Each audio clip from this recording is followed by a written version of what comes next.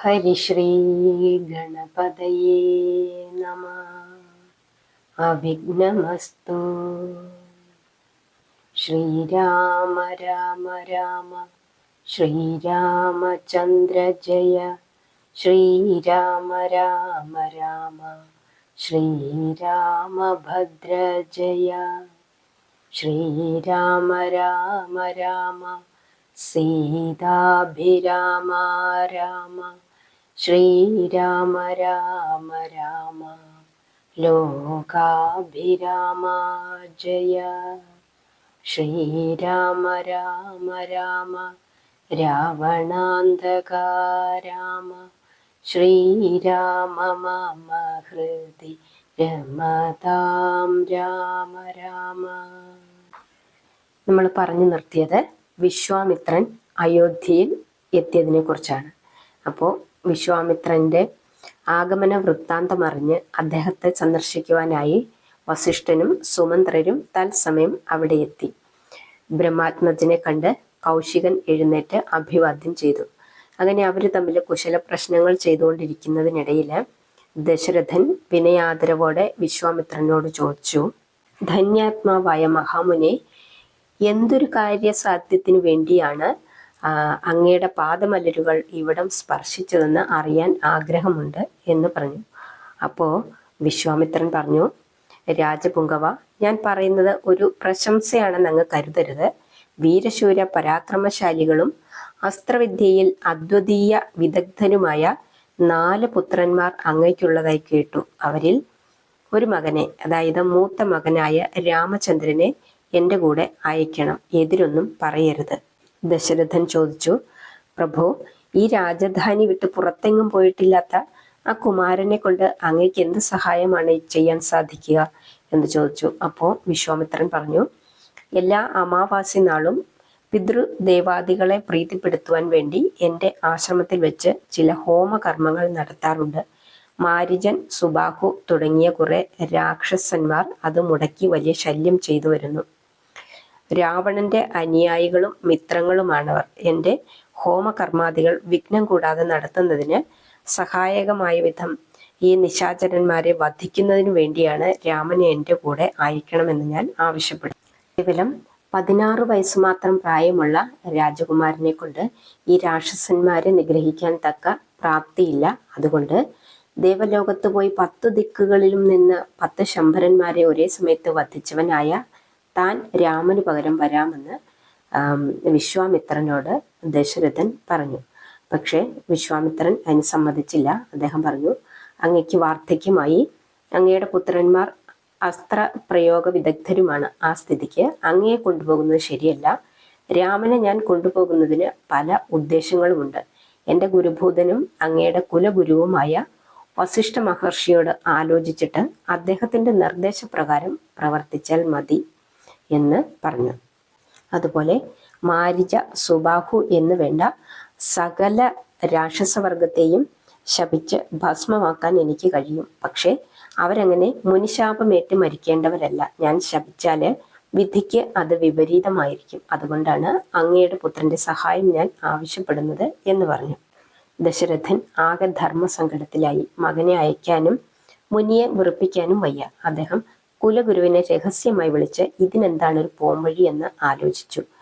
അപ്പോൾ അദ്ദേഹം പറഞ്ഞു, അങ്ങ് വിഷമിക്കേണ്ട, കൗശികന്റെ കൂടെ അയക്കുന്നത് കൊണ്ട് യാതൊരാപത്തും വരില്ല എന്ന് മാത്രമല്ല പല നന്മകളും സിദ്ധിക്കുകയും ചെയ്യും.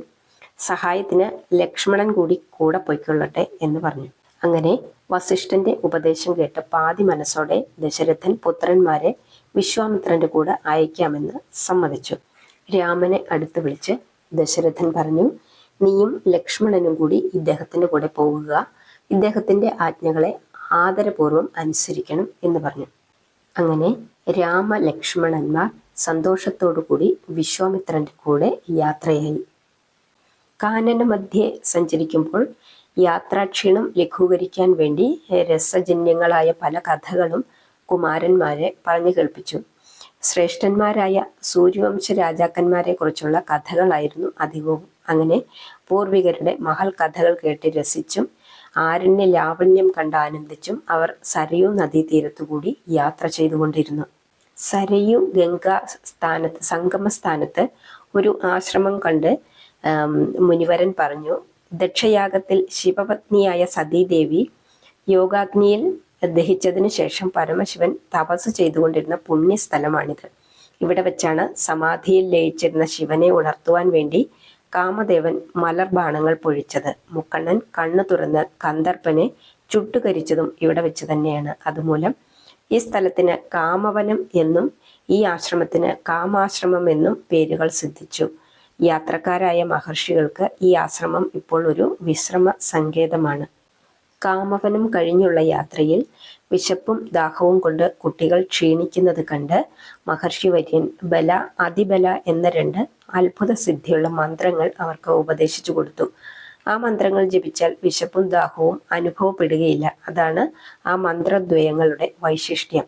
രാത്രിയിൽ പുൽത്തകിടിയിൽ സുഖമായി ഉറങ്ങി പിറ്റേ ദിവസം രാവിലെ അവർ ഗംഗാ നദി കടന്ന് അക്കരയെത്തി. അവിടെ അതിഭയാനകമായ ഒരു വനം കണ്ട് മഹർഷി പറഞ്ഞു, വൃത്രാസുരനെ വധിച്ചത് മൂലം ഇന്ദ്രന് സംഭവിച്ച ബ്രഹ്മഹത്യാദി പാപത്തിൽ നിന്നും അദ്ദേഹത്തിന് മോചനം ലഭിച്ചത് ഈ സ്ഥലത്ത് വെച്ചാണ്. ഈ പുണ്യസ്ഥലം ധാരാളം തീർത്ഥാടകർ വന്ന് ദർശിച്ചുകൊണ്ടിരുന്നു. ആ കാലത്ത് താടക എന്ന ഒരു ഭയങ്കര രാക്ഷസി ഇവിടെ വരികയും സർവ്വ ജീവജാലങ്ങളെയും അവൾ നിർദ്ദയം കൊന്നു ഭക്ഷിക്കുകയും ചെയ്യാൻ തുടങ്ങി. അതിനുശേഷം അവളെ പേടിച്ച് യാതൊരു ജീവിയും ഇവിടെ പ്രവേശിക്കാറില്ല. അതാണ് ഇങ്ങനെ ഇത് നിർജീവമായി കാണപ്പെടുന്നത്. താടകയുടെ പൂർവ്വകഥ കൂടി ഞാൻ പറയാം. പണ്ട് സുരക്ഷകൻ എന്ന ഒരു യക്ഷ രാജാവ് ഉണ്ടായിരുന്നു. അവന്റെ പുത്രനായ സുകേതു സന്താന ലാഭാർത്ഥം ബ്രഹ്മദേവനെ തപം ചെയ്ത് വിരിഞ്ഞൻ പ്രത്യക്ഷപ്പെട്ട് എന്തു വരം വേണമെന്ന് ചോദിച്ചു. 1000 ആനയുടെ ബലമുള്ള ഒരു പുത്രൻ ഉണ്ടാകണമെന്ന് അവൻ വരം ആവശ്യപ്പെട്ടു. പക്ഷേ പുത്രൻ എന്ന് പറഞ്ഞപ്പോൾ നാക്ക് തെറ്റി പുത്രി എന്നായിപ്പോയി. അതനുസരിച്ച് സഹസ്രവാരണ ബലത്തോടു കൂടിയ ഒരു പുത്രി ഉണ്ടാകട്ടെ എന്ന് വാരിജോത്ഭവൻ വരദാനവും ചെയ്തു. കാലവിളംബമന്യേ പുത്രിയും പിറന്നു. അമിത ബലശാലിനിയായി അവൾ വളർന്നു. താടകി എന്നവൾക്ക് പേരും നൽകി. അവളെ സുന്ദൻ വിവാഹം ചെയ്തു. മാരിജൻ, സുബാഹു എന്ന 2 പുത്രന്മാരും അവൾക്കുണ്ടായി. ഒരിക്കൽ അഗസ്ത്യ മഹർഷിയെ അധിക്ഷേപിച്ചതിന് സുന്ദനെ അദ്ദേഹം ശപിച്ച് ഭസ്മമാക്കി. വിധവയായി തീർന്ന താടക തന്റെ കുട്ടികളോടുകൂടി നേരെ അഗസ്ത്യാശ്രമത്തിലെത്തി. രതിക്രീഡ ചെയ്ത് അദ്ദേഹത്തെ വധിക്കാനായി ശൃംഗാര ചേഷ്ടകൾ കാണിച്ച് മുമ്പോട്ടെടുത്തു. അത് കണ്ട് ക്രുദ്ധനായി തീർന്ന മുനി അവളും മക്കളും രാക്ഷസരായി ഭവിക്കട്ടെ എന്ന് ശപിച്ചു. അതനുസരിച്ച് രാക്ഷസ രാജേന്ദ്രനായ രാവണന്റെ ബന്ധുവർഗത്തിൽ അവളും പുത്രന്മാരും സ്വീകരിക്കപ്പെട്ടു. ഭീമാകാരത്തോടു കൂടിയ ഒരു രാക്ഷസ സ്ത്രീയാണ് താടക. ആ താടകയുടെ വികാര വിപിനത്തിലാണ് നാം ഇപ്പോൾ സഞ്ചരിക്കുന്നത് എന്ന് പറഞ്ഞു. കൗശിക വചനം കേട്ട് രാമചന്ദ്രൻ ലക്ഷ്മണന്റെ കയ്യിൽ നിന്നും തന്റെ വില്ലു വാങ്ങി കുലച്ച് ഒരു ചെറു ഞാണൊലി മുഴക്കി. ആ ഞാണൊലി കേട്ട് ഘോരരൂപിണിയായ ആ നക്തഞ്ചരി ദിഗന്ധങ്ങൾ നടുങ്ങുമാറ് അലറി അട്ടഹസിച്ചുകൊണ്ട് ആ കാടിനുള്ളിൽ നിന്നും അവരുടെ സന്നിധിയിലേക്ക് പാഞ്ഞെടുത്തു. നിണം പുരണ്ട ഒരു നെടിയ ശൂലവും അവൾ കയ്യിൽ ധരിച്ചിരുന്നു. വായ് പൊളിച്ച് നീണ്ട ദംഷ്ടകൾ പുറത്തു കാണിച്ചുകൊണ്ട് അവൾ അല്പം അകലത്തിൽ വന്നു നിന്നു.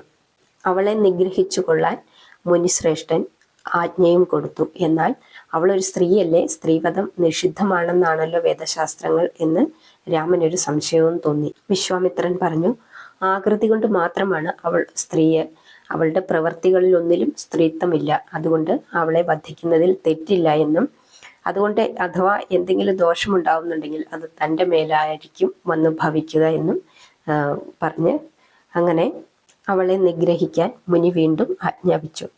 അപ്പോൾ വിശ്വാമിത്രന്റെ ആജ്ഞ അനുസരിക്കണമെന്ന് യാത്രാവസരത്തിൽ പിതാവ് നൽകിയ ഉപദേശം ദാശരഥി ഓർമ്മിച്ചു. ആ സമയം കൊണ്ട് രാക്ഷസി അവരുടെ സമീപം എത്തിക്കഴിഞ്ഞിരുന്നു. പാഞ്ഞടുത്ത നക്തഞ്ചരിയുടെ നെഞ്ചു ലക്ഷ്യമാക്കി ഒരു വിശിഖം രാമൻ വീണ്ടും തൊടുത്തുവിട്ടു. അങ്ങനെ അതിനു മുമ്പായിട്ട് അവളൊരു പാറ എടുത്തെറിഞ്ഞപ്പോൾ അതിനെ തകർത്ത് കളഞ്ഞു. അതിനുശേഷമാണ് അവളുടെ നെഞ്ചിൽ ഒരു വിശിഖം രാമൻ തൊടുത്ത് അവളെ കൊന്നു.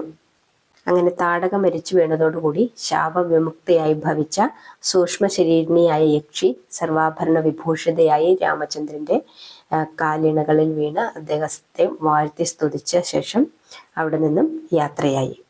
അനന്തരം കൗശികൻ ശൈവദത്തമായ പല ദിവ്യാസ്ത്ര വിദ്യകളും രാമലക്ഷ്മണന്മാർക്ക് ഉപദേശിച്ചു കൊടുത്തു. ചാപ വിമുക്തമായ ശരങ്ങളെ തിരിച്ച് സമാഹരിക്കാനുള്ള വിദ്യയും വിശ്വാമിത്രൻ രാമന് ഉപദേശിച്ചു കൊടുത്തു. അസ്ത്രവിദ്യയിൽ നിങ്ങളെ ജയിക്കാൻ ത്രിലോകങ്ങളിലും ആരും കാണുകയില്ല. നിങ്ങൾ അയക്കുന്ന അമ്പുകൾ ഒരിക്കലും പാഴാകുകയുമില്ല എന്ന് ഉള്ളു നിറഞ്ഞ വാത്സല്യത്തോടെ അദ്ദേഹം രണ്ടുപേരെയും അനുഗ്രഹിച്ചു. താടകാവധം കഴിഞ്ഞ് പിറ്റേ ദിവസം അവർ ഗോമതി നദിയുടെ സംഗമസ്ഥാനത്തെത്തി. ഗോമതി നദിയുടെ ഉത്ഭവം എങ്ങനെയാണെന്ന് വിശ്വാമിത്രൻ കുട്ടികൾക്ക് പറഞ്ഞു കൊടുത്തു. എന്റെ പിതാമഹനായ കുശനാഭന് സുന്ദരാംഗികളായ 100 പുത്രിമാർ ഉണ്ടായിരുന്നു. അവരെ പത്നിമാരാക്കാൻ പവനദേവൻ ആഗ്രഹിച്ചു. പിതാമഹൻ അത് സമ്മതിച്ചില്ല. തന്മൂലം പവനദേവൻ ആ മഞ്ജുളാംഗികളെ വിരൂപിണികളാക്കി തീർത്തു. വായു ഭഗവാന്റെ ഈ ധിക്കാരം കണ്ട് കുപിതനായ കുശനാഭൻ ആ 100 കന്യകമാരെയും ബ്രഹ്മദത്തൻ എന്ന മാമുനി പ്രവരന് ദാനം ചെയ്തു. വികൃത രൂപിണികളായിരുന്ന ആ കുമാരിമാർ ബ്രഹ്മദത്തന്റെ വരപ്രസാദത്താൽ സുകൃതിനികളും സുന്ദരികളുമായി തീർന്നു. പുത്രസന്താനം ഇല്ലാതിരുന്ന കുശനാഭൻ ഒരു യാഗം നടത്തി. അതിന്റെ ഫലമായി എന്റെ പിതാവായ ഗാധി എന്ന പുത്രൻ അദ്ദേഹത്തിനുണ്ടായി. ഗാധിക്ക് ഞങ്ങൾ 2 മക്കൾ ജനിച്ചു. ഞാനും എന്റെ സഹോദരിയായ സത്യവതിയും. അവളെ കൗശികയെന്നും പറയും. കൗശികയെ ഭൃഗുപുത്രനായ ഋജീകൻ പരിഗ്രഹിച്ചു. ആ ദമ്പതികളുടെ പുത്രനാണ് ജമദഗ്നി മുനി. ഭാർഗവരാമന്റെ പിതാവ്. ഒരിക്കൽ ഋജീകൻ ബ്രഹ്മദേവനെ തൃക്കൺ പാർക്കുവാനായി സത്യലോകത്തേക്ക് പുറപ്പെട്ടു. ഭർതൃവിരഹം സഹിക്കാൻ കഴിയാതെ പുത്രനായ ജമദഗ്നിയോട് പോലും പറയാതെ കൗശികി ഋജീകനെ അനുഗമിച്ചു. മാർഗമധ്യേ മഹർഷി പിന്തിരിഞ്ഞു നോക്കിയപ്പോൾ തന്റെ പത്നി തന്നെ അനുഗമിക്കുന്നതായി കണ്ട് രോഷാകുലനായി, ഇഷ്ടം പോലെ ഗമിക്കുന്ന നീ ഇഷ്ടം പോലെ ഒഴുകുന്ന ഒരു നദിയായി തീരട്ടെ എന്ന് ശപിച്ചു. ആ ശാപം നിമിത്തം സത്യവതിയായ കൗശികി ഗോമതി എന്ന ഈ പുണ്യമന്ദാകിനിയായി തീർന്നു. വാസ്തവം ചിന്തിച്ചാൽ ഈ നദി എൻ്റെ സഹോദരിയാണ്. അങ്ങനെ അവർ സിദ്ധാശ്രമത്തിലെത്തി.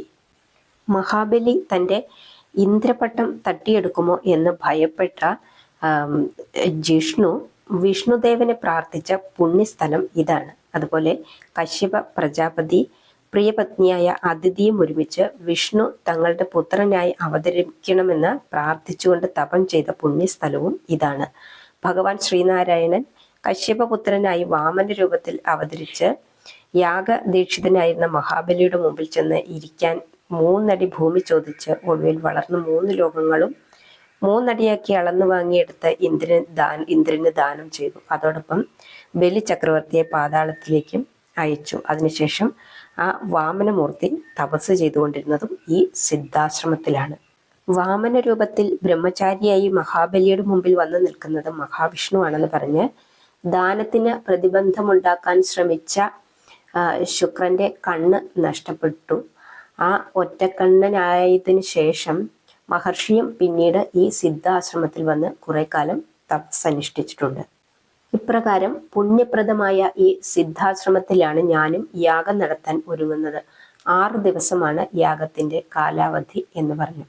അങ്ങനെ സുന്ദരന്മാരായ 2 കുമാരന്മാരും ഒരുമിച്ച് ഗുരുനാഥൻ വരുന്നത് കണ്ട ശിഷ്യന്മാർ അവരെ എതിരേറ്റ് സ്വീകരിച്ചു. അല്പസമയത്തെ വിശ്രമത്തിന് ശേഷം അവർ ഗംഗാസ്നാനത്തിനായി പുറപ്പെട്ടു. അപ്പോൾ അവിടെ ഗംഗയുടെ ഉത്ഭവത്തെ സംബന്ധിച്ചുള്ള കഥകൾ സാന്ദർഭികമായി ഗാധി തനയൻ ദശരഥ നന്ദനന്മാരെ പറഞ്ഞു കേൾപ്പിച്ചു. പർവ്വതരാജനായ ഹിമവാന് ഗംഗയെന്നും ഉമയെന്നും 2 പുത്രിമാർ ഉണ്ടായി. മഹാമേരുവിന്റെ മകളായ മേനകയാണ് ഹിമവാന്റെ പത്നി. അവരുടെ പുത്രനായ മൈനാകം ഇന്ദ്രനെ പേടിച്ച് ഇപ്പോഴും ആഴിയുടെ അടിത്തട്ടിൽ ഒളിച്ചു കിടക്കുകയാണ്. പർവ്വതങ്ങൾക്ക് പണ്ട് ചിറകുകൾ ഉണ്ടായിരുന്നു. ഉംബർകോൻ തന്റെ ഉഗ്രമായ വജ്രായുധത്താൽ പർവ്വതപക്ഷങ്ങൾ അറുക്കാൻ തുടങ്ങിയപ്പോഴാണ് കൊച്ചു മൈനാക ശൈലം പേടിച്ച് പറന്ന് സമുദ്രാന്തർഭാഗത്തു പോയി ഒളിച്ചത്. ഹിമവാന്റെ 2 പുത്രികളിൽ ഗംഗയെ ദേവന്മാർ ആവശ്യപ്പെട്ടതനുസരിച്ച് അവർക്കായി ദാനം ചെയ്തു. 2ാമത്തെ പുത്രിയായ ഉമ കഠിന തപം ചെയ്ത് ശർവന്റെ സർവസ്വവുമായ ധർമ്മപത്നിയായും തീർന്നു. അവളാണ് പാർവതി. നാഗലോകത്തു നിന്നും ഗംഗയെ പിന്നീട് ഈ ലോകത്തേക്ക് കൊണ്ടുവന്നത് നിങ്ങളുടെ പൂർവികനായ ഭഗീരഥനാണ്. പിന്നീട് വിശ്വാമിത്രൻ താൻ ആരംഭിക്കാൻ പോകുന്ന യാഗത്തെക്കുറിച്ച് പറഞ്ഞു.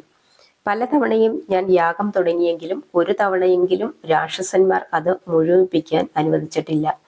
യജ്ഞധൂമം ആകാശത്തിൽ കണ്ടാലുടൻ അവർ അന്തരീക്ഷത്തിൽ നിന്നും രക്തവും മാംസവും വർഷിച്ച് യാഗകർമ്മങ്ങൾ അശുദ്ധപ്പെടുത്തുകയാണ് പതിവ്. രാമൻ പറഞ്ഞു, അങ്ങ് ഒട്ടും തന്നെ വിഷമിക്കേണ്ട, ഉടൻ തന്നെ ദീക്ഷ ആചരിച്ച് യാഗം ആരംഭിച്ചുകൊള്ളുക എന്ന് രാമൻ ധൈര്യപ്പെടുത്തി. അതനുസരിച്ച് അടുത്ത ദിവസം തന്നെ വിശ്വാമിത്രൻ വിധിപ്രകാരം യജ്ഞം ആരംഭിച്ചു.